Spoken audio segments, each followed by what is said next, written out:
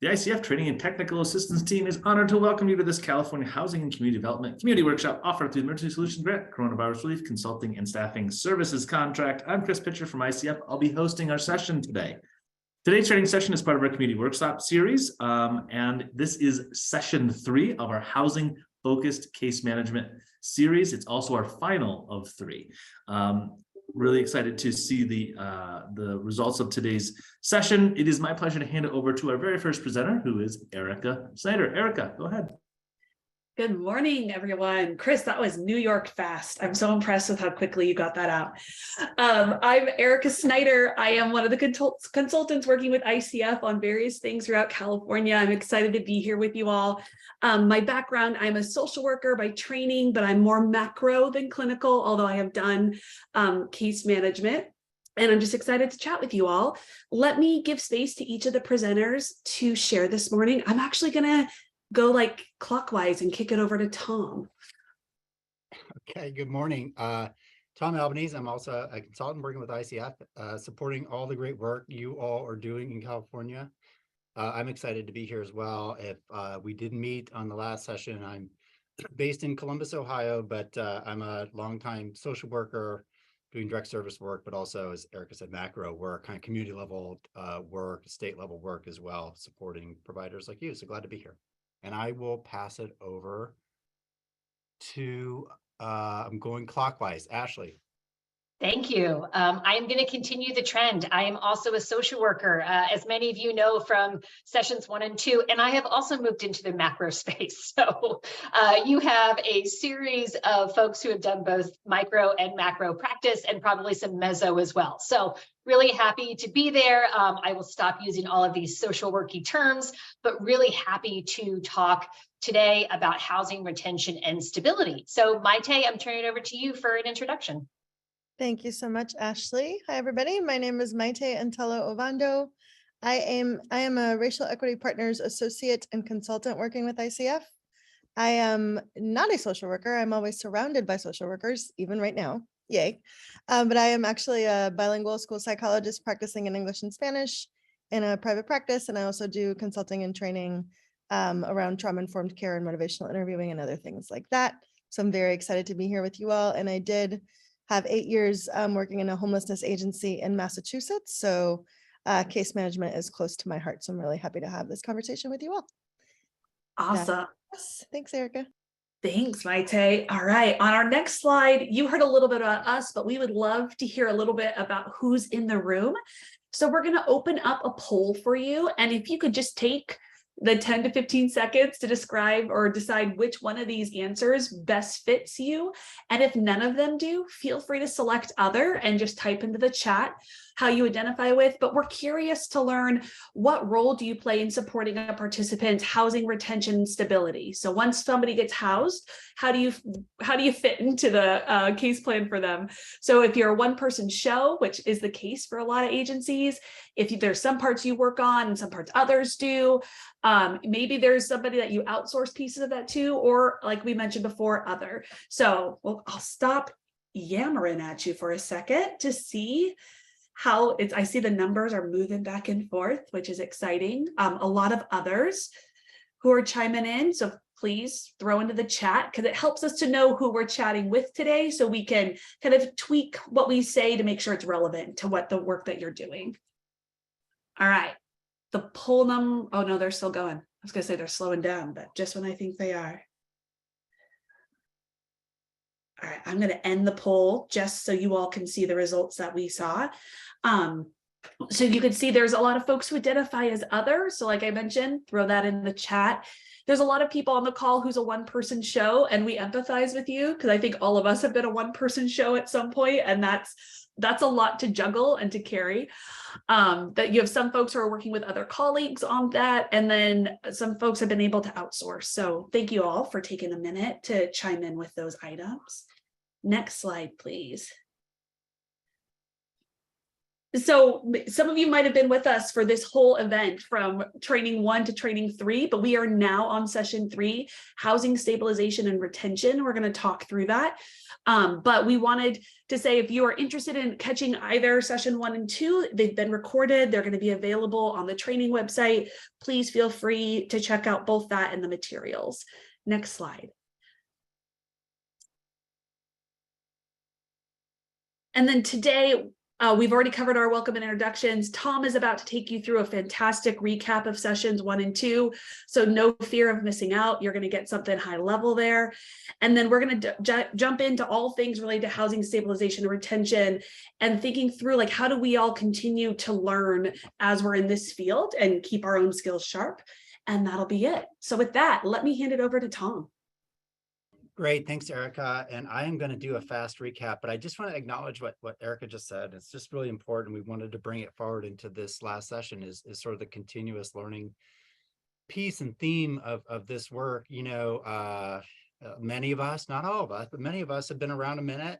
Some of us have been around literally just a minute, and like every one of us, I'll speak for myself. I've been doing this 30 years and I am still learning every day. I literally, like, I learned something new today, just this morning, and I'm excited to hear from you to learn more about how we can better support people who are going through a housing crisis. And that's really the spirit of this. And we hope you're all kind of approaching this content. A lot of you may hear what we've gone through or what we're going to go through today, and it's going to be very familiar. This is not new to you, but we're hoping you can tease out some things that are new and maybe help contribute to the collective learning here. Again, we'd love to hear from folks on the call. There's a lot of expertise on this call, not just Erica and Maite and Ashley and myself. So please feel free to chime in as we go. I'm going to go ahead and just do a quick recap for the first 2 sessions. We did start this journey by talking about case management, and then specifically, what is housing focused case management? Why are we calling it that? Is that a thing? You know, I didn't learn about that in school. The reality is, you know, case management is a generalized approach to supporting people, right, with their various needs, depending on like the sector, the milieu, wherever you're sitting, where maybe you're sitting in a school or a hospital or a nursing home or a homeless shelter. But how we do case management has to be sort of considered relative to the purpose of our work, who we're serving, what their needs are. And of course, in our work, the people we are supporting have, by definition, a housing need. And our goal, and why we're focusing very specifically on housing focused case management in this series, is to help people quickly resolve and that housing crisis and not re-experience it.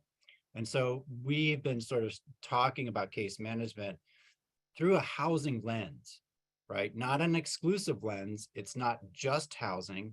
It never has been just housing, but that's our center of focus. And so when we talk about principles and practices and approaches to doing a housing focused assessment and a housing focused plan, that's sort of the purpose. And it really is about providing that individualized support to either prevent or resolve homelessness quickly and get folks connected to the ongoing support they need. And I'll say this just as a last sort of part about that is, like, sometimes our housing focused roles are very time limited. Like, I sit in a shelter, I do case management, but I don't leave the shelter, and I only support people coming through my shelter, and I get them connected. And there's other folks here, probably you might sit in a permanent supportive housing program. You're going to work with somebody maybe till the end of their days, perhaps, and everything in between. So we do cover, you know, a lot of territory in terms of housing focused case management, where these roles play out. But just to sort of call that out, it's a more of a general concept, but we're tailoring it to housing. And there's some principles behind that. We want to really center our work first and foremost around equity and making sure that both in how we do housing focused case management and the related services, how we continuously improve and monitor whether we are meeting the mark and whether people are satisfied with what they're getting from us and the support we're providing, and we're getting the outcomes we are expecting. But maybe as importantly, we are also monitoring whether or not people have equitable access to the services we're providing, whether the quality of the services and the availability of services is equitable, and whether the outcomes are equitable. So we need to look at that. That's really a core principle behind this work is centering our work around equity. And we spent some time in the first sessions going through that in more depth. If you happen to miss that, would encourage you to go back and look at that. Strengths-based focus, of course, person-centered as a center of gravity for us. And then there's some core practices. We're not going to get into those today, but just to touch on them. Housing first, making sure we're focused on understanding the preeminent importance of housing as a prerequisite for dealing with other needs. So housing first, but not housing only, that we're trauma informed, that we're considering the effects of stress and trauma on people and their ability to like just deal with what's going on and make forward movement, that we're considering infusing harm reduction. We're going to talk a little bit more about this today, working in approaches to make sure people are safe, even if they're still actively doing things that are harmful, like using,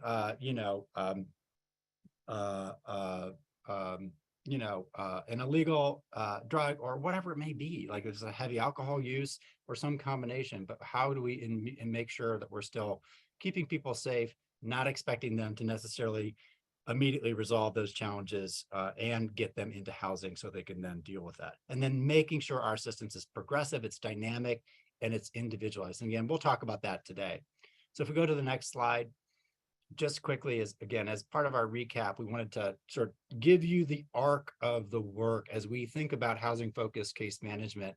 It might be helpful, and we've sort of used this as a framing piece in our series here to think about stages of our work, right? It's kind of I hate to put it this way, it's such a terrible word for what we're talking about, but kind of the life cycle of an active case. Even if you as a housing focused case manager are only helping somebody while they're in shelter. So this whole life cycle is from crisis to stability, right? And you might be a rapid rehousing case manager and you're working with folks while they're sleeping in their car or in the shelter, all the way to being under lease and they're stably housed. And now you're going to move out of their lives and let them move on. And this is what that arc kind of represents, is from crisis to stability. If we think about housing focused case management in stages, then you might sort of think about, what stage is my client in? Are they still in crisis? They're unhoused. Are they newly in housing? And do we need to shift our focus to what does it take to make sure you can immediately stabilize, your immediate needs are met, there's no fires burning that we need to attend to, and we can start to pivot and think about long-term stabilization. And then finally, we think about retention, which is really when we start to exit the picture. We start to leave, the household's doing okay, they don't necessarily need or want our support anymore, and we're going to start to peel off. So let's think about a retention plan almost as a concluding piece to our work. We're going to have a leave behind for the household that looks at housing retention. We're going to talk about housing stabilization and housing retention really is our main focus today, since we covered housing or crisis stabilization, housing search, and some of those fundamentals in the earlier session. We go to the next slide. Again, just briefly, we also talked in the first sessions differentiating and talking about screening and assessment, housing focused, screening and assessment that of course looks at critical and urgent needs, things we have to attend to because somebody's having a critical issue in another area, like a child who's not doing well, or something that's really urgent and needs to be attended to. But then we're really focusing on housing, income, resources, expenses. What do you have available to you now? What can we help you obtain? So forth. And then looking at what that household's requirements and preferences are around their housing, how many bedrooms they need, any kind of accessibility needs, locational needs, amenities, the bare minimums, the nice to haves and the must to haves, and really looking at that in detail. This is our job, right? If we're going to rehouse and stabilize somebody, we need to know everything we can about their housing needs, preferences, and their history. What happened in the past when they rented housing? What were some of the issues that led to housing instability?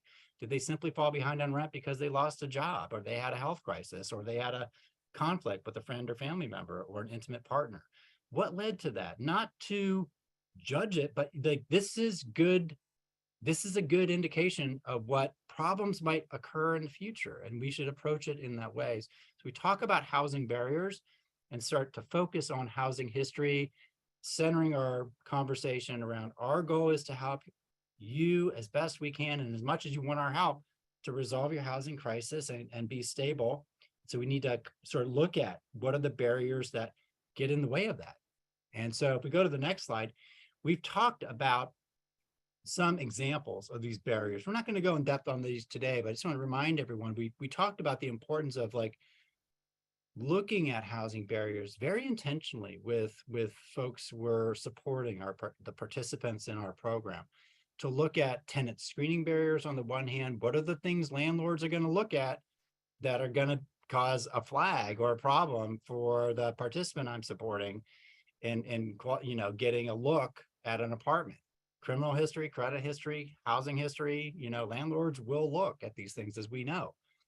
So we have to look at them as well. We need to know as much as a landlord is going to know, right? Because we want to coach and work with our participant to think about, okay, let's make sure, let's find a landlord who's willing to look at somebody with your particular background. Let's find a landlord who might be willing to be more flexible because they know we're supporting you. We're also working with you on whatever it may be. And then we need to focus on housing retention. And these are the issues that, you know, have, again, might have caused housing instability or housing loss in the past. And again, and part of it is looking at those things that could be problems in the future and getting ahead of them, and just sort of using that as a learning opportunity and a way to predict and maybe prepare for a future crisis. The important thing I would just say on looking at housing retention barriers as a really important reminder is we don't forget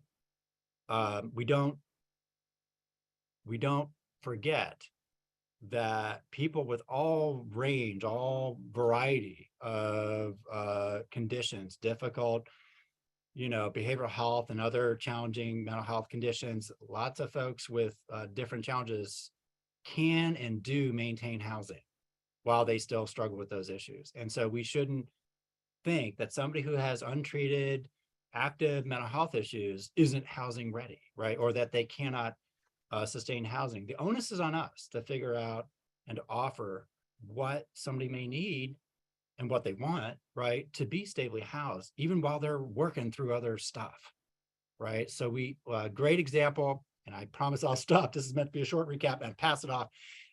That a colleague of mine once gave me, Marge Worley, I mentioned her in the first session, kind of the godmother of rapid housing, said, look, if I'm working with a person and they're actively schizophrenic and they hear voices, and at night they turn the TV up super loud because that's the only way they can manage it. And you know what? That pisses off the neighbor because the neighbor's up all night listening to the TV and they complain to the landlord. And now you've got a lease issue. So do you have to focus on that mental health issue and figure out something else? Yeah, because it's impacting the housing. Now, if that person simply put on headphones, that issue is no longer necessarily a direct housing barrier. That's a really simplistic example, but it's just meant to draw out, like, we need to discern, like, what is actually impacting housing, what's not. And if something's not impacting housing, is it still a critical need? It still may need our attention and support and offering of help, but we have to make those clarifications. And there are other things as well we just list here that we talked about before. We're going to come back to some of these as we talk about housing stability and retention, but I do want to just move us on. And I am going to pass the ball over to Ashley. Thanks so much, Tom. I really love that example. Not that it's simplistic, but that sometimes our interventions do not have to be overly complicated. In this particular sense, a pair of headphones that maybe cost 15, 20 bucks really eliminated the immediate cause for a lease infraction and really could keep that person stable in that housing. And those are the types of problem solving conversations that you, as the case manager, really need to have ongoing, not only internally, right, and with your colleagues, but with the individuals that you are working with and supporting, because the ultimate goal here is to keep people housed, and we need to think about how we do that in a variety of ways. Again, interventions change and interventions vary, but again, like thinking through how we problem solve challenges and think about them simply as, potential issues that we are going to resolve versus really critical problems that we're going to constantly have to manage, right? So really thinking about this and reframing how we are engaging with the people that we are trying to serve. I just want to point out before we move on into talking a little bit more about this housing stabilization retention piece is that the elements and variables that Tom talked about are really critical in the assessment piece at the beginning, but they really provide a wealth of information that we as case managers can use as we think about stabilization and retention, right? So some of those challenges or factors that we know have happened in the past can really educate us and help us think through how we are going to help somebody maintain that stability and retain that housing going forward.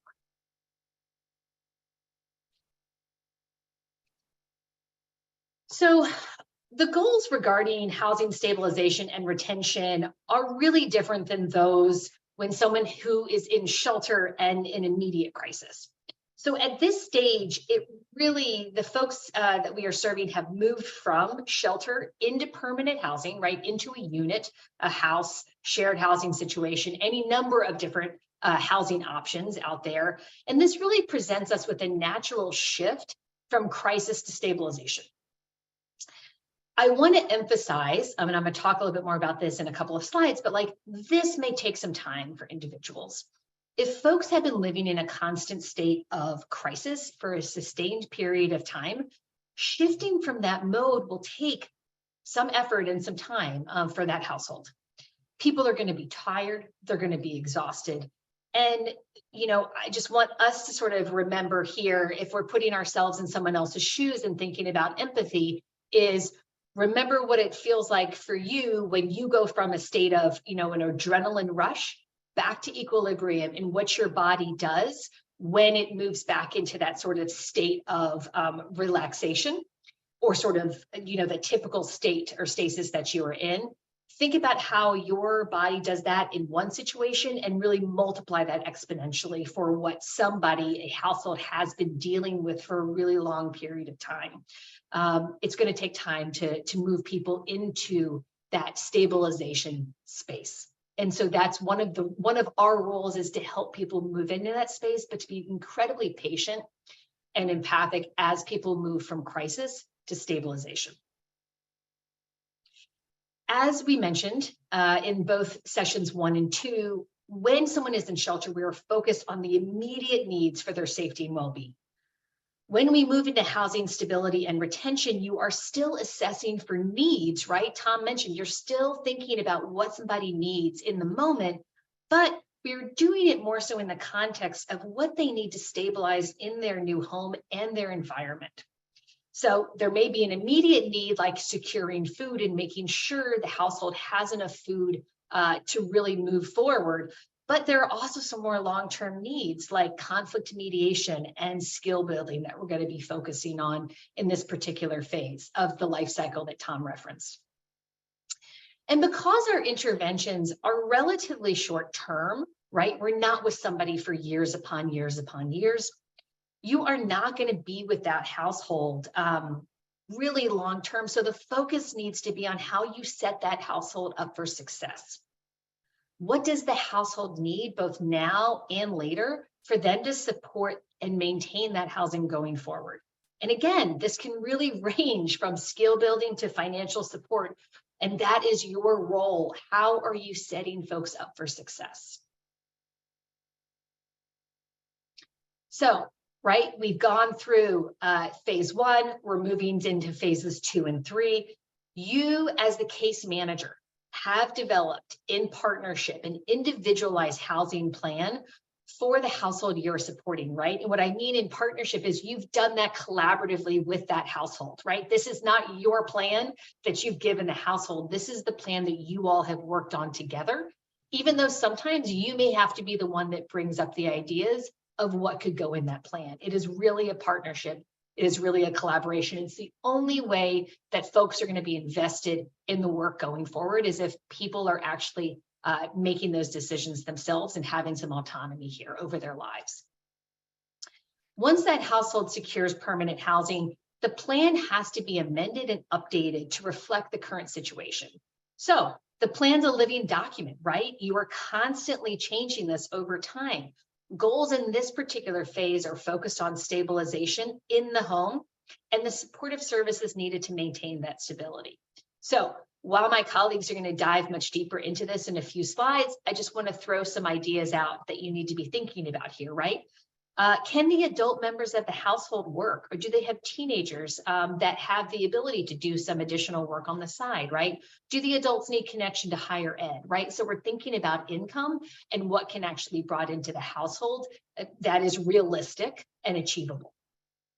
Has the household been connected to disability benefits or other types of public benefits that can help supplement their income?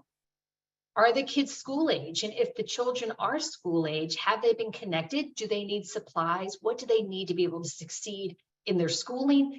If the kiddos are younger than that, and they're, does the household need childcare? How do you connect them to reasonable and safe childcare, right? That can support them as they move on and maybe they're going to school or to classes or to a job.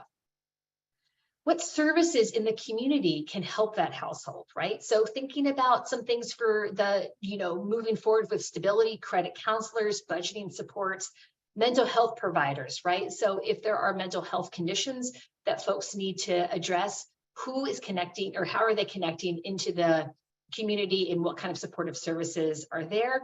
And then also extracurricular activities for kids, right? What are our kids doing if they're not able to be in school, right? Are there things that they can do after school, and how can we help connect to really some reasonable, realistic, and achievable spaces for our kiddos to be in? So again, as I mentioned, we're going to talk more in detail about those plans, but I just wanted to sort of prime the pump here a little bit. And I also just want to point out that there need to be some realistic conversations about contingency planning. Things go wrong in life, right? We've all been there where something has happened and we did not expect it. So households need to be prepared for when that happens. And we're going to talk more about that later in a couple of additional slides. So I mentioned the exhaustion, the tiredness. I just want to talk a little bit here about chronic stress and really focus on what we need to do to support folks who are dealing with chronic stress. Frequent moves, insecure housing over time causes disruption of all sorts, loss of control, frustration, and stress. People typically lose belongings when their household is disrupted, and that could be because they were evicted. It could have been because things had been stolen. They had to, things got taken back. All of those things cause major stress in lives. And even those who have been in shelter, most shelters can't take all of the stuff that people have. So they may have had to get rid of it, or it has been placed in storage and they can't access it, right? So there is just a lot of disruption. And I don't want to parallel a recent situation in my life to what is happening with the folks who are experiencing homelessness, but I do want to say my household experienced a number of moves last year. Those were choices that we made. And I will just tell you the amount of stress that actually put on our household, what I saw happen with my kids' schooling, all kinds of things. It just wreaked havoc. So, and I had the means to be able to take care of some of those things, and it was still incredibly stressful. So I just want to point out that we all can have some sort of empathy and align with what has happened in our own lives and build upon that and work with the clients that we are working with to support them in their own working through of that stress and moving towards a more stable situation, both body and mind. I also just want to point out, of course, that it's going to take some time for people to settle in. That is okay. It is to be expected. They need to decompress. People may, I talked about being tired. You may be going and visiting folks and they're taking naps and it's 2 o'clock in the afternoon. You know what? It's okay. Let's work through it. Let's talk through when it is best to work with the individuals, when it's best to go and make that connection and have those conversations. But just give people some space to relax, be in the moment, be okay sitting on a couch, having a place where they can lock the door, just thinking about what that safety and well-being means and having to just adjust to it. So all of that to say, think about this as you are working these plans with individuals, and think about how this may affect how they move forward in some of those goals that you all have collectively set. So just wanted to put that out there. I am going to, and I want to talk about one last thing here before I move on and turn it back over to my colleague, Erica. But this is really a great opportunity for you as the case manager to engage in some continuing education. So thinking about the different opportunities here that you are connecting with your colleagues, your supervisor, to get feedback on the work that you're doing with this particular household or households, right? Thinking about the different resources that are in the community. Have you exhausted all of those efforts, right? That is a really great opportunity to work collectively with your peers and your supervisor to make sure that you are turning over every stone and really engaging in some self-reflection and some ongoing education of yourself in order to move forward and help this household as best as possible. And also really inviting both input and reflection from the people that you are supporting. This does a couple of things. One, when you're inviting input and you're inviting reflection, you are modeling conversation skills. You are modeling the ability to have potentially tense conversations about not feeling good about something or being frustrated about something, and then working through it to a resolution, right? And this also gives you all this feedback that you need to make sure that you are constantly moving and evolving your program to be as applicable and relevant and culturally sensitive and appropriate to the folks that you are serving. So it is not only this education piece, but a feedback loop and an ability to constantly evaluate and improve what you are doing and how your program is implemented. Okay, with that, we're going to come back to some continuous quality improvement conversation later, but let me turn it over to Erica and have her move forward. Great, thanks, Ashley. So when we're thinking through too, and as we're talking about stabilization, it's a great opportunity to re-engage with whatever plans or previous conversations you've been having with folks as they're searching for housing. Ashley and Tom have both nicely articulated what some of the differences are in our stages of change once they're in. And so this is a chance to, for you and whoever you're working with within your team or in the community, to maybe think about what are the service and supports people are going to need to continue to stay stably housed, but also to have conversations with the folks that you're working with on like what has affected housing for you in the past, and are there things that we should be thinking about or planning for in the future, or also like what are things that just could happen? How do we make sure that someone knows how to navigate things when the inevitable bumps of life occur? So our next slide is going to kind of cover some of the challenges at a really high level that you could see. And so look at this list. I would also just love for folks to chime in the chat with what are some other challenges that you've seen for housing stability for folks. Like what are things that are popping up in the local community that maybe we didn't think to put on this slide. And also recognizing like when we're talking about people's challenges in the past, sometimes there are patterns and things that happen and things that we can proactively help people plan for and troubleshoot. And then life, as we all know, throws us wild cards, and there are things that may come out of the blue that we have to sit in space, or we get to sit in space with people to think through and be proactive on. And so we've called out a couple of different areas to think through, but we know that, in general, for everyone, there can be times where it's hard to think about paying rent and utilities and what that could be. And there's a lot of factors that relate to that, like perhaps losing a job or even being underemployed. We know that that there's a big gap between minimum wage and what in different industries pay versus what it costs to afford housing. We also know that sometimes things within here, there are different issues that pop up. Like let's say that someone was in a relationship and the person that they were seeing stole from them, and now they're down on money they weren't planning for that. Those are things that impact their ability to finance and plan moving ahead.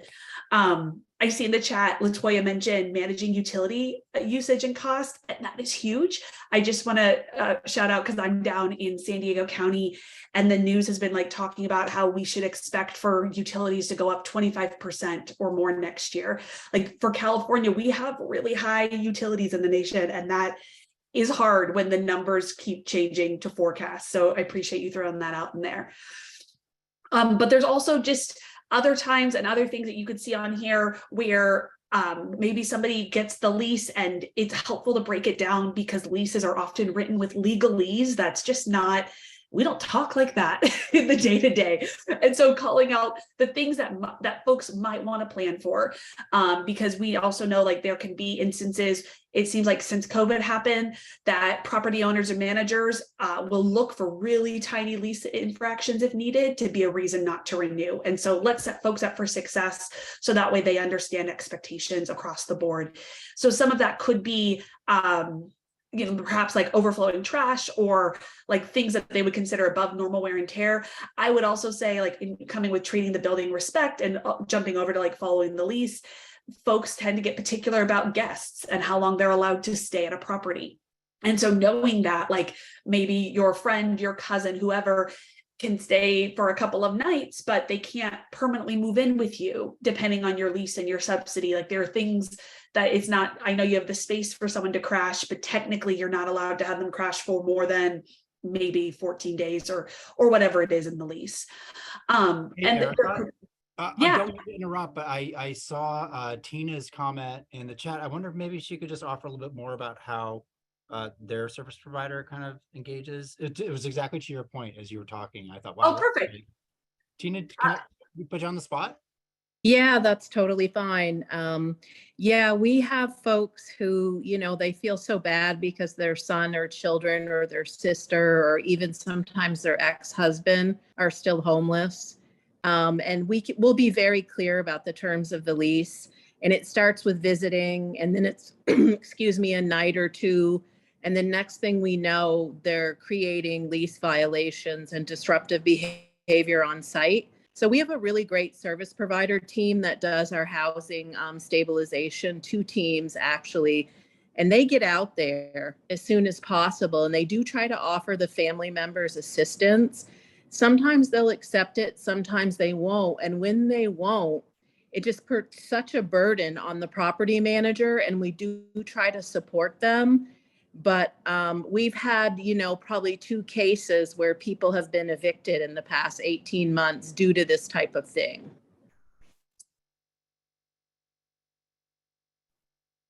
Thank you, Tina, for being willing to come off mute and share. And I'm seeing other folks chiming in with the chat that they see that happen. I think that is a very real reality within housing stability. And it's that tension point where we are empowering and supporting folks and making sure that they have the information, and, your team's letting them know, like, this could jeopardize your own housing. I know you want to help your family, friends, whomever, but ultimately it's up to the people involved, whether or not how they use that information. And so hopefully, for the most part, as long as folks are aware of that, there are things that they could do. But I think that's really important. And it's great to show from a landlord retention side or a property owner retention side that you're engaged, because at least they also know, like, we're not alone in this. This is something that happens in general with tenants, not just folks connected with rental assistance. So thank you for that. I would also just call out, I know I haven't touched on the light gray one around health and safety, but these are things that are also important to think about as we go through, and whether or not it's, as Tina mentioned, like the reemergence of an ex who needs something, and maybe that wasn't the healthiest of relationships, or perhaps they're currently in relationships that might not be healthy. These are things to plan for as you're moving ahead, as you're working with folks who perhaps are managing mental health crises or challenges. Those, as we know, kind of ebb and flow, and there are different tools and tactics and supports that might be needed that very well, even though it's a positive change, moving into a home, change is still hard, and it puts the body and the mind under stress. And so figuring out different coping mechanisms or ways that they can feel safe and secure throughout that. And, there's just a variety of things on this slide. So I appreciate folks chiming in with the chat, but also like keep it coming, because we could always like make kind of like a list of things that then, as Ashley mentioned, for continuous learning, like this could be areas where it's like, have we thought through this or talked about that? Yeah, next slide, Ashley. The other thing we wanted to talk about was thinking outside of the program box for challenges. And as it goes forward, I think one thing I just like to share is part of the reason I moved into working more at a systems level is because when I did direct clinical type work or direct case management, I have definitely a superwoman complex where I will work harder than the client or the participant that I'm working for. And that is not productive or healthy for any of us involved. And so just knowing there may be folks on this training or who catch it later who take a lot of responsibility for the individuals that you're working with and want to support them, and just encouraging folks to set the appropriate boundaries and to also recognize it's not up to every individual to solve all of those issues. I recently just did a focus group specifically with folks in another part of the country who were either currently looking for housing or had recently been housed, and just asked them like straight up, like, what are things that would help you keep your lease or stay stably housed? And they really talked about things that were different than I often hear other nonprofit providers share. One, they talked about wanting to make sure that they had like different, like they were calling it home management skills, but things are like, it's been a while since I've had to like take care of a house, had to think about these types of grocery shopping, manage the bills. We had some young adults on the call who were like, I don't even know how to turn on my utilities. I don't like, how do you like make sure you see the bill? Does it come in the mail? Does it come over email? So different items there that I think a lot of us think about, but it's helpful probably just to break that down and make it so that it's not, it can be really vulnerable to ask for help. And so just to make it a really like, maybe just ask the obvious question and see if people are like, yeah, I know that, or like, actually, that is what I was thinking. But also the other thing that folks talked about is like just wanting to connect with other people who've been in similar circumstances and almost like mentorship. And so what I love about some of these listening sessions is naturally folks were connecting and sharing information, where there were some folks who were a bit older who were like, hey, I'm happy to talk with you as like a young adult. I've been in your shoes. Like, here's how you do this. And also here's ways I've negotiated with my landlord to not increase my lease so much.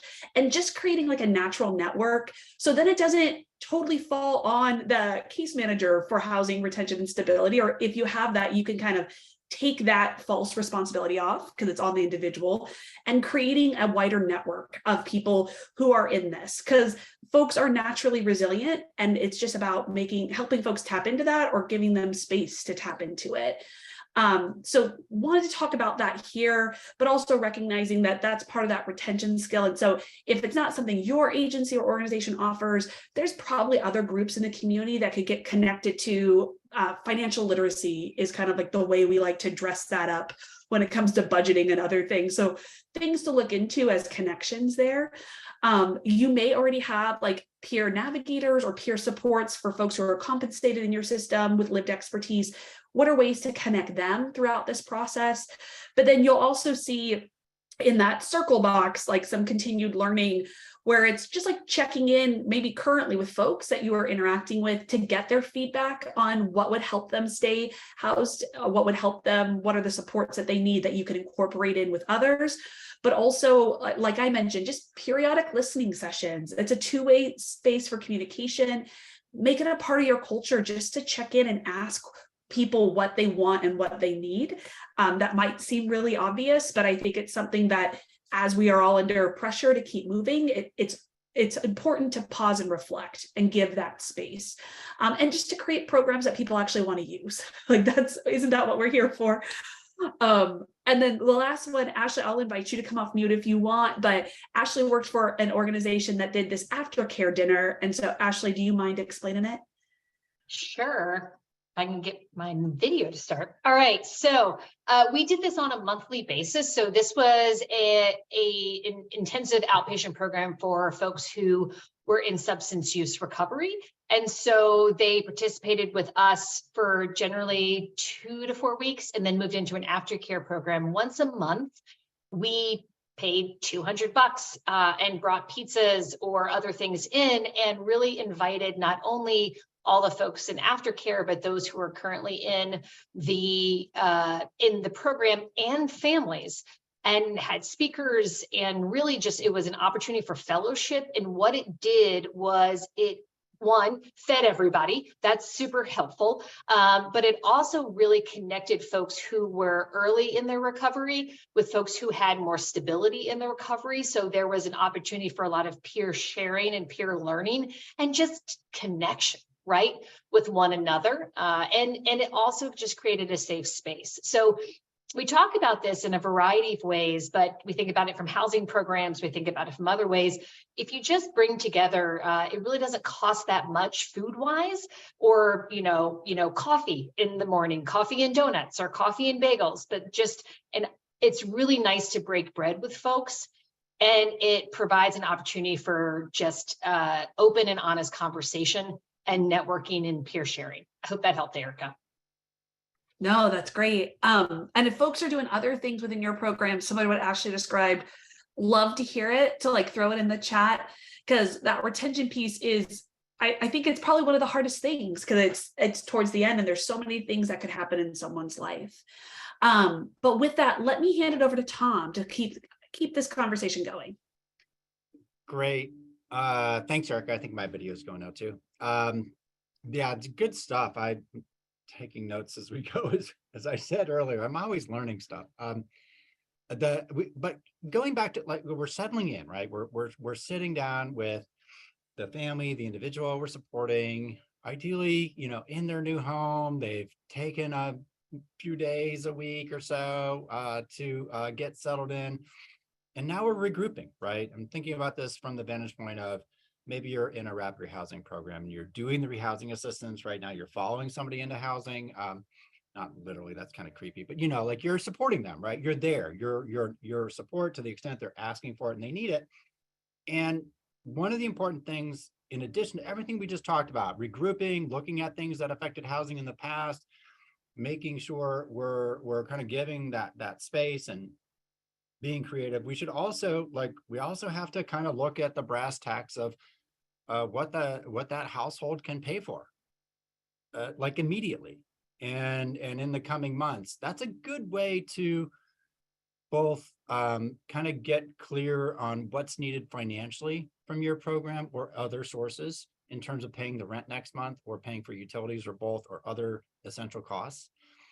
It also helps to set a good habit in motion of just continually looking at your budget and prioritizing the essentials like rent and utilities. The other thing that's really important, I know many of you I will invite you to share your wisdom or unmute yourself. I'd love to hear from you on this. But I think we all know the importance of also, as it's been called sometimes, talking with folks about their honest budget. Like, what's really good? Where did you get your cash, and where did you spend your cash? And not, and having, once you've got some rapport and trust, and you can have that conversation in a non-judgmental way, you're going to do a better job supporting that person moving forward and understanding where their real opportunities are, maybe where their real financial shortfalls are. Because if they're spending $200 a month on, recreational marijuana, because like that's just their thing and that's how they cope, then you better account for that in the budget, because that's not going to stop. Let's just be real. And we want to support that person. So we got to have that conversation. That's really essential, I think, to our work and helping somebody think through, being that extra brain power, right, for somebody as they're kind of getting through the crisis, and giving, you've got other experience and knowledge and examples to you're a resource in that way. So talk with somebody about their budget and ideally document it. And I would add one more thing as you're updating the plan. I think, as I said, it's really important, if you've got a truly progressive, whole hog dynamic, rapid rehousing program where you're providing individualized assistance on a month-to-month basis, and you're not doing more of a kind of a graduated or a formulaic approach, which is okay. Like, there's nothing wrong with those. They're just different challenges. But if you're truly doing a dynamic approach, or if you're just adjusting the financial assistance, let's say every 3 months, I would really strongly recommend you base those decisions on what that household can actually pay for, what they have coming in and what they have going out and what's available for rent and utilities. Because that's where the actual gap and risk is.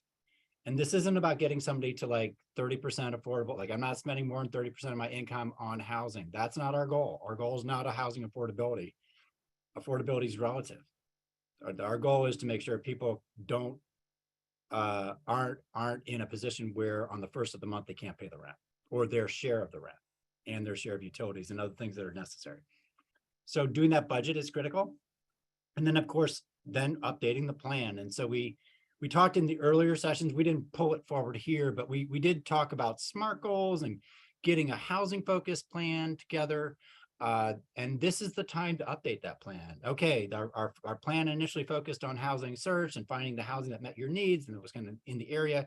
Now you're in housing. Let's update that plan and talk about near term increasing income. Let's talk about things that impacted, in the past, you tended to have, you told me you had a lot of like headbutting with your neighbor. What sparked that? Are there things there that maybe we can avoid? What do you think about that going forward? Are there other things about just unit upkeep? Marge, as I mentioned, my mentor, said one time that, this is really about in vivo learning. Like if you got to help somebody figure out how to unplug the toilet so it doesn't overflow and flood the downstairs apartment, then it's time to roll up your sleeves and to help somebody figure out how to do that. A lot of the folks we might be supporting may not have had a unit in the past, or they may not have known how to do this or that. The basics thing that maybe is really the tenant obligation, right? And so that's something we should focus on and be really concrete about. Our job is retention now. We got them into housing. And so we might also have to often, in fact, almost always, as Ashley pointed out, people lose things along the way, unfortunately, and that's traumatizing. Our job is to help people become whole again. And starting with the housing, the home, our hearth, where we live, where we sleep. If somebody's sleeping on the floor in their brand new apartment, you've got more work to do to help them resolve that. That's not okay for somebody long-term. Help them get a bed. We can do this. That's part of our housing focused work. As Ashley said, we want to bring folks back to normalcy. It's a crisis intervention model, back to homeostatic pre-crisis state. So we focus on these things as we update the plan, thinking about making sure somebody knows what's around the neighborhood. Maybe pull up a Google map and look at, all the stuff. Where's the CVS? Where's the local food pantry? Where's the nearest free store? Where's the Goodwill or the VOA or the Salvation Army? So forth. And of course, where's the local bus route? You might have to maybe walk around the block just to help somebody get comfortable. I've worked with lots of folks who, it just may not be their comfort zone to do these things, right? To go to kind of spread their wings a little bit in a new neighborhood. This can be really hard for folks. And we need to have our antenna up. So we're helping folks acclimate. It'll be very hard, especially after a long period of episodic or prolonged, being unhoused. So we update the plan. There's other things too, you can see. I move on because we're a little bit behind time. So I want to shift to the next slide. As you're updating that plan, think about what we mean by housing stability. Hey, Tom, Yeah. while we're, Yeah. there was a really good point in the chat that before I switch to the next slide. Yes, And please. it is that people are often hesitant to be honest about a budget. And, I think so I would love for you to talk to that. And I can just say that, I have a colleague who worked with a client that had some extracurricular activities that he needed to budget for. And that was an honest and awkward conversation, but that was necessary to be able to pay the rent and utilities and then know how much money was left over for the other things that he was doing. So, Tom. And some great, I'll just say what's in the chat from Tizer. Sorry, Tizer. I'm pronouncing your name wrong, I'm sure. Allowing the client to know that regardless of what they've been through or going through, the objective is for them to be in the here and now, move forward. We are a team. In order for a team to achieve a goal, they must work together. I love it. It's that partnership. Yeah, as Maite is saying, to really be there in commune with somebody and non-judgmental and being, humble, right? It's about humility and grace and being earnest with somebody that, hey, this is okay. It's okay and it's okay if you're not comfortable talking about it. But as was shared, I love that wisdom. Thank you for kind of calling that out. It's not always a straight path. So housing stability. This we want to bring this to you as almost a sort of a working model. There are tools out there, and we can obviously talk about pushing them out in this work here in California, but there are tools out there that assess for housing stability. And the SSVF nationally has some tools around this if you want to look now. North Carolina has some tools around this and some other locales, but this is important because when we think about what are we trying to do in our work as a housing focused case manager, we did talk a little bit about this in earlier sessions, but we want to really focus on it here.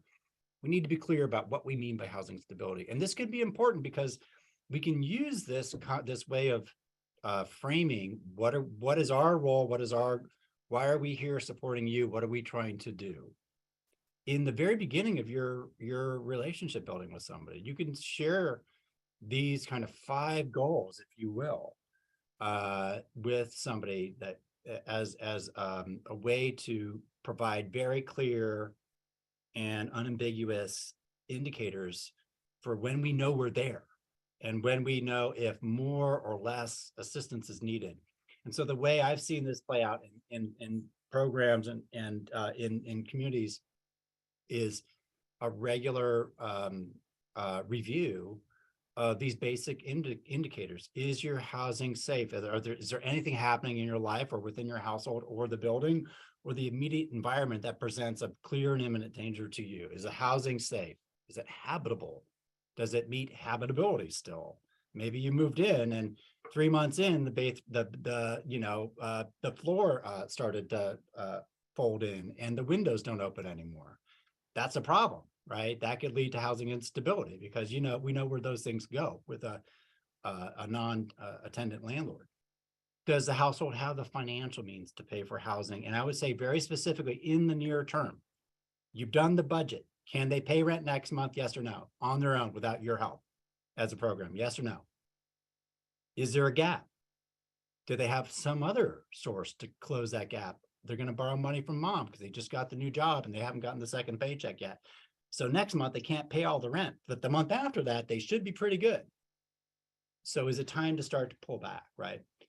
Are they compliant with the lease? Is there anything going on that otherwise suggests that, they could be facing eviction? Is there any other outside of just paying rent? Are they service connected? Do they know about the services in the nearby neighborhood, in the larger community that are relevant to their needs and that they're interested in? Because it's your job. It's your job. I'll say that one more time. It's your job to make sure the person you're supporting knows where to go for the next time they're behind on rent, or if they need help filling the pantry this month, or if they need childcare. Like that's part of your work. And we're going to talk about that in a moment. And then finally, making sure that the person you're working with is ready for the next crisis. I'd like to say they're just future ready and shock resilient, right? They've got that retention plan. We're going to talk about that in a moment. So use these indicators. Think about this as a way to guide. Are we there yet? Do I need to maybe come by more often? Do I need to offer more financial assistance? Maybe we can start tapering back. And this gives us a good way to know when to kind of fully start to transition out of your life, right? And then I see a comment. I don't want to say good wisdom in the chat. Maite saying it's our job to make sure the person we're supporting knows where to access it. Exactly. Move on to the next slide. Very quickly reminding us all, really, it's a constant job for us to remind ourselves what do landlords want? We have to put ourselves, like, let's use our social worker skills and put ourselves in somebody else's shoes, this time the landlord's shoes. And as was shared earlier, sometimes you got to work very closely with the property manager when things are falling apart, just to make sure they're happy too, because they're your partner. They're everything in our world. We don't have like an abundance of landlord partners and property owners and the like, then, we're probably going to struggle. So we have to really pay attention to what landlords want. We know they want the rent paid on time. They want their building treated with respect, no holes in the wall, please. Treat other people with respect, your neighbors and my staff and anybody walking by, and no wild parties and, guests who are being disruptive, so forth and so on, and follow the lease and avoid issues. This is what landlords want. So what can we offer? And so we want to start to pivot now a little bit into, what can we do? How do we support the plan? So we've updated the plan, right?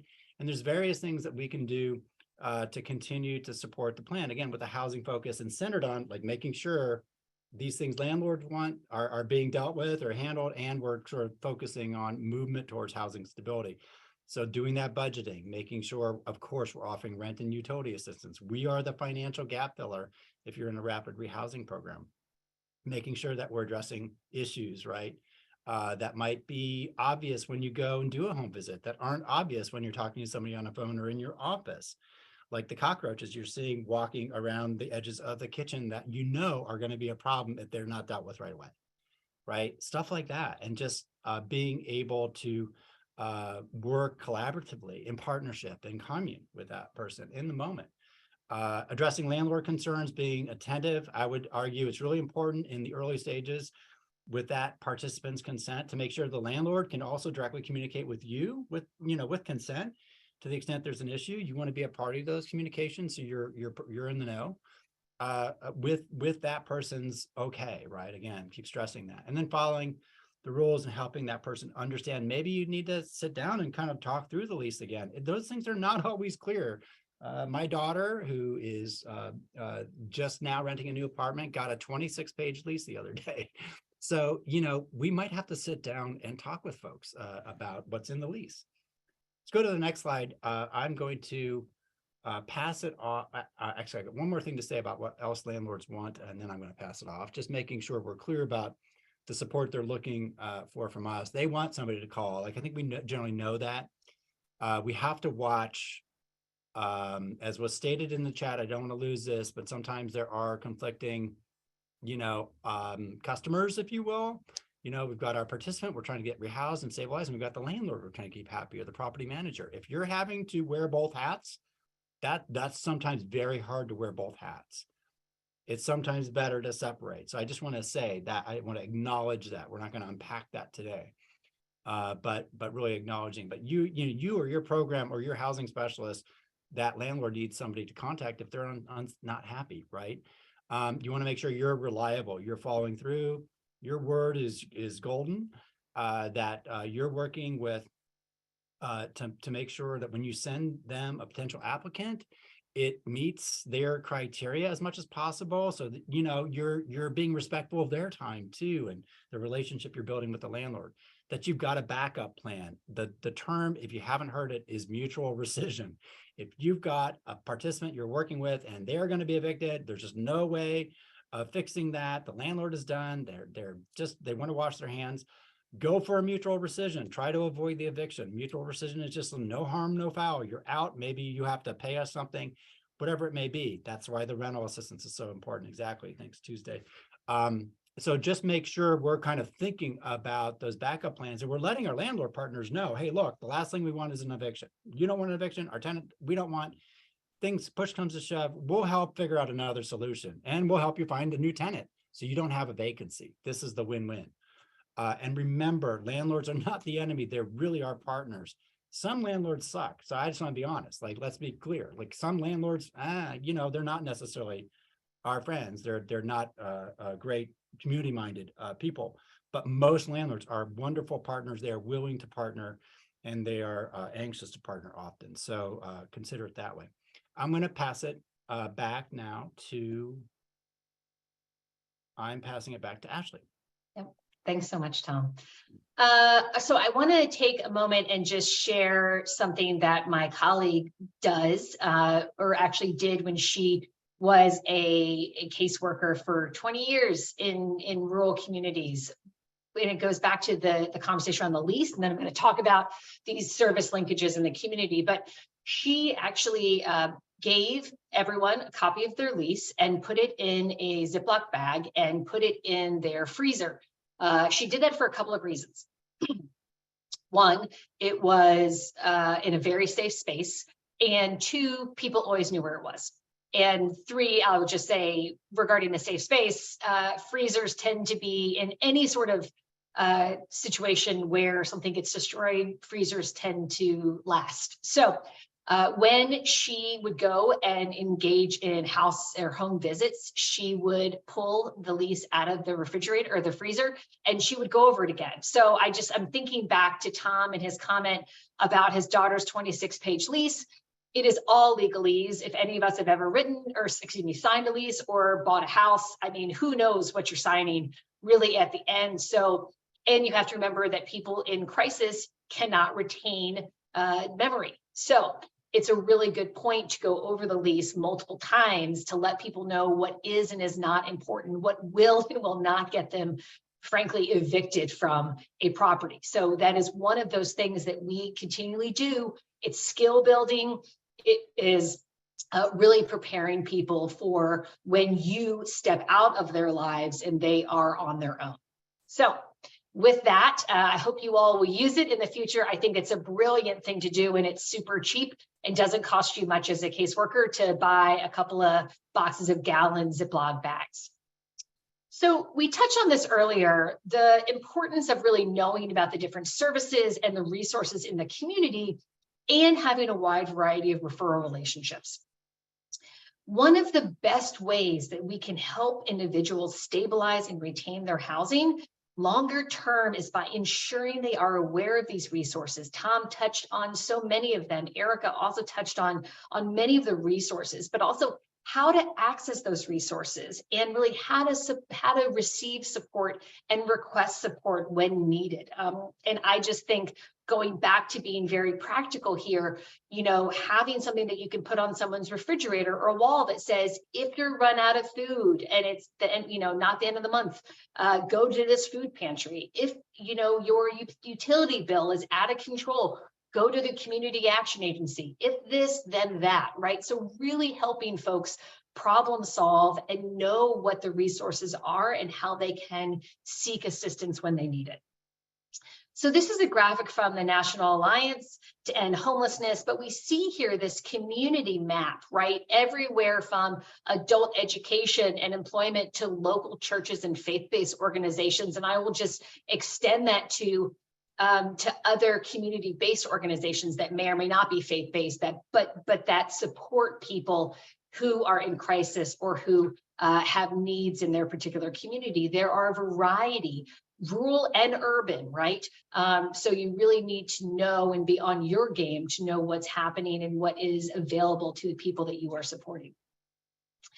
But really helping people access and fully benefit their community resources allows them to stay focused on, keeping their home stabilized in their home, and knowing that we are not everything to everybody, nor should we be. If we think that we are the only lifeline or support for the people we are serving, we are not helping them succeed. We are not helping them be stably housed, right? This goes back to that comment that Erica made earlier about that superwoman complex, right? You do not need to be everything to everybody here. And in fact, you are doing your household or the household that you are serving a disservice if you are the one who is controlling all of this and who is connecting.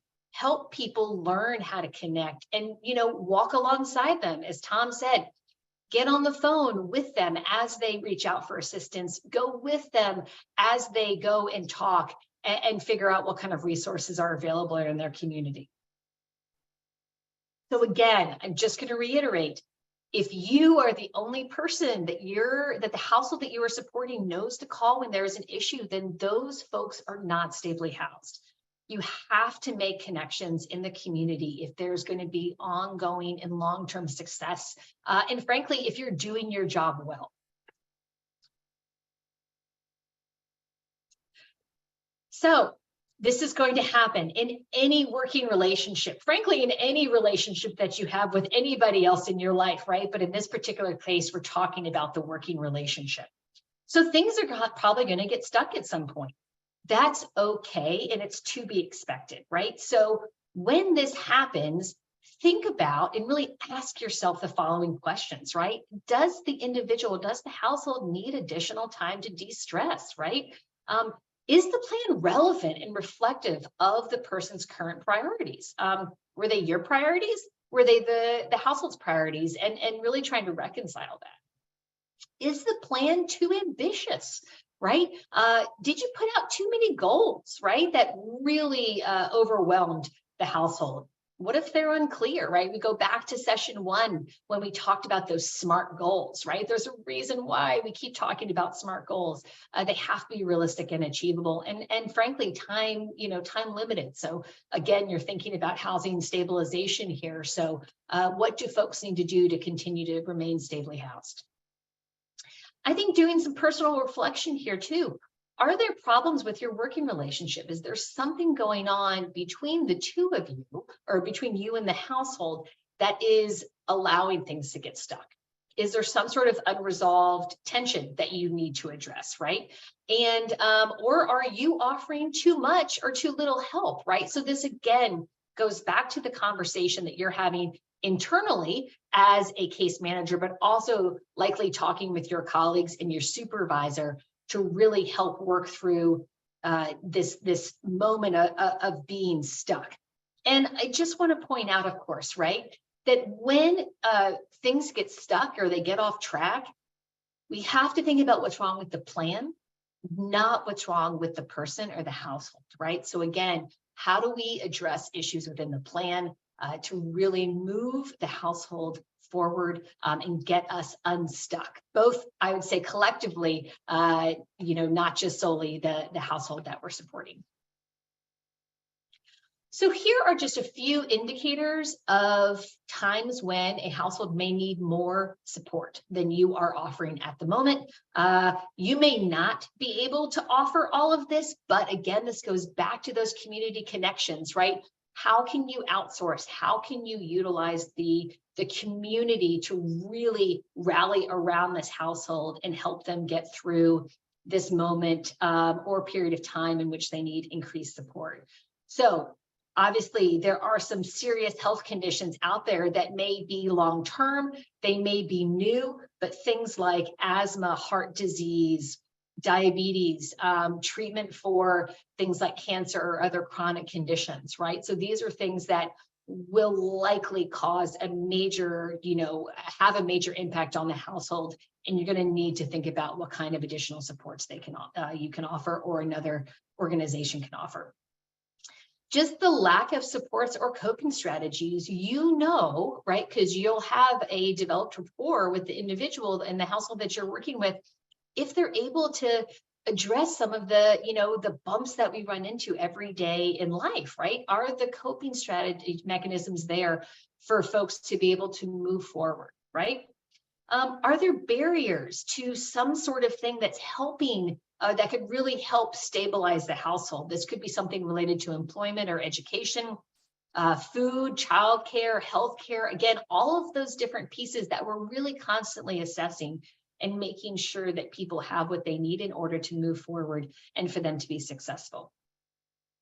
Issues, of course, that may increase stress and decrease resilience. Thinking about not unchecked necessarily, but unmedicated mental health conditions in which, if you're able to have some psychotropic medications, folks are able to stabilize, right? Or has there been an increase in substance use? Has there been an income loss? What if there's been some sort of trauma related to violence, to racism, to any number of sort of injustices in that household's life? And what can you do and how can you connect with resources to be able to support that household? And then also interpersonal conflicts, right? We've talked so much about how important it is to be able to engage with one another. And so much of this is you modeling behavior, and so much of this is really you working on conflict mediation and other ways to have productive conversations with folks, because maybe that hasn't happened in a long time, right? So this is, again, it's all about skill building. And then I just want to put some of those other just major issues out there, right? Immigration status, language barriers, underinsurance. These are some major, I think structural things that are going to be incredibly impactful on that household's situation and really require an additional level of support in order to help folks move forward. And then I'm just going to point out that there are times when the household may disappear or just go off the radar for a while. So what happens in this situation, right? And again, we're thinking about this in the context of, does the household still need our assistance? Does the household still want our assistance, right? There are times when a household will move back from services and support because that's what they need and that's what they want. So this is always about thinking through what is it, what has led to the situation, which I can't find the participant, right? So in situations like that, what do? You connect with other providers that are engaged with the household. Of course, you're going to have a release of information so you can actually talk to folks about this, right? You're not just cold calling people looking for your household. Outreach to family and friends. If you know who they are, this can be a really great lifeline for folks and be a way to reconnect with the household that you're serving. Again, if you have a release of information, talk to the landlord or the property manager.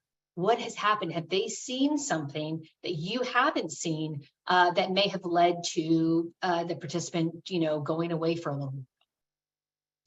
Of course, send correspondence, right? Send a letter, send a text if that's how you are engaging with your work phone. Send an email, right, from your work email address. Again, I'm trying to set some healthy boundaries here, right? But how are you engaging and connecting to the household that you're serving? And then, of course, go by, right? You are active in case management. This is not passive case management. So go and connect with folks, see where they are. Frankly, if you have known or you've been working with your colleagues from the very beginning of this life cycle through now, you may know that these folks were unsheltered for a while and that they always congregated in a particular part of town. Go and go to that part of town or work with the street outreach team that engages in that part of town. Actually, I'm just going to say, I'm going to reiterate or reverse what I said and say, talk to the street outreach team that is engaged in that community and work with them to try and figure out if your participant is there, right? So I just want to make sure that you're utilizing the existing expertise in your community. And then, of course, how do we support housing retention, right? So again, we are moving people away from our support to community supports. So I would love for folks to really add their thoughts in the chat as what we can do as case managers to support stable housing and long-term retention. So, of course, just a few things to talk about. Income and benefits and subsidy goals. So if, Tom talked about that gap, if people are going to have an ongoing gap, how are they going to, what subsidy can they connect with long-term, right? So they can really be stable. And, what are the other benefits and other community supports? We talk about, or there's some, I would say, comments or conversations that we have all had about what we as individuals need to be stable in our own homes, right? And what kind of nest egg do we need in case of a crisis? Well, let's be really honest here that the folks that you're supporting are probably not going to have the level of nest egg that they need to be able to handle a major crisis. And so that is really where we need to set folks up for success and think about what kind of resources they can offer. Remember that piece of paper I was talking about? If this happens, then do this, right? If then, that is, you're really helping people be able to problem solve when a crisis occurs and when they're going to need additional support. You are always thinking about long-term retention. So again, moving away from your engagement and interaction and moving into community and resource engagement and interaction. So anything that you can do in this particular situation, whether it's conflict mediation, role playing, modeling, going and having conversations with community providers, all of these different things can really make such an impact in how the household that you're supporting is engaging with their neighbors, with their roommates, with their property managers and landlords going forward. So with that, it looks like there's maybe a couple of things that have come in the chat. So I'm going to rely on my colleagues to tell me if there's any really great comments around housing retention and what folks have been doing to really help people stabilize and maintain that stability. And then I believe I'm turning it back over to my colleague, Maite.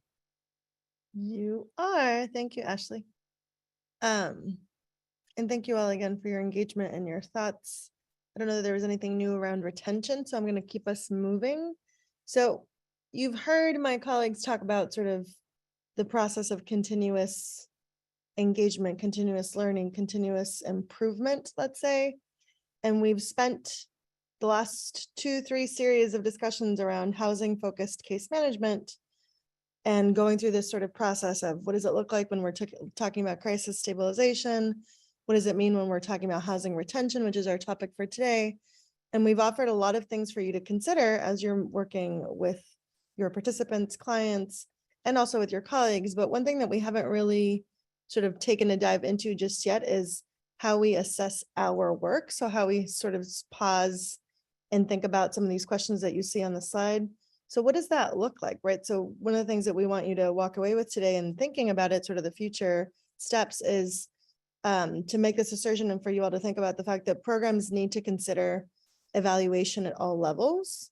And so what that means is from program planning through implementing whatever the programs are seeking to implement, and also sort of thinking about it from what I would say from an individual basis. So if you are the one that's providing a direct service, that's one way of assessing. And then another one has to do with a team that is providing a service. And then you could think about, sort of management and what that looks like as well. So before I sort of give you a rundown of possibilities of what it might look like when programs are evaluating their work, I'm wondering if you all can give me some examples. So what do you all do now? What do your programs do? What do your teams do? What do you do when it comes to really pausing and assessing how the programs are doing or how the services you're providing are going?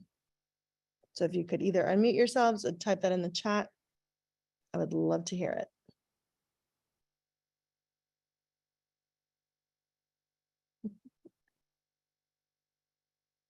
And actually, I might ask my colleagues to stop sharing because I don't know that we need this slide. I can type in the questions. Thank you. Thank you, Kimberly. You said compliance monitoring. Would you mind saying more about that? What does that mean?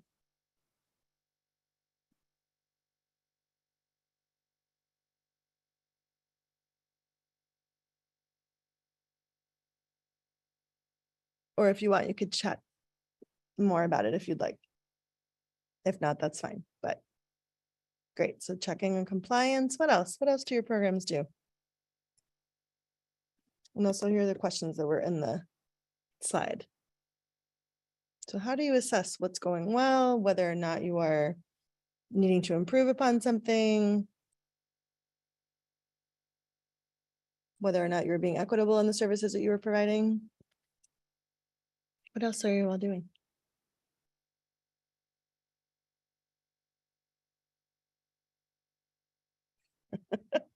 Does this mean that you all are assessing every day and there's nothing that needs improvement? That is possible. Tommy chimed in with the chat and saying that they site visit weekly and take up applications to the unemployed. Excellent. Thank you, Tommy.